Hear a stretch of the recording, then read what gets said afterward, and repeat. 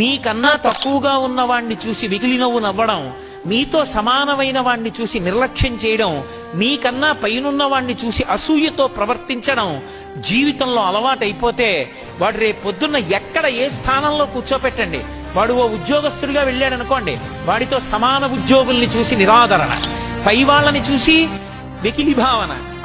ఏదో ప్రమోషన్ వచ్చింది కానండి, ఏదో చదువుకున్నానంటాడు, నాకన్నా గొప్పవాడు ఏంటండి అంటాడు.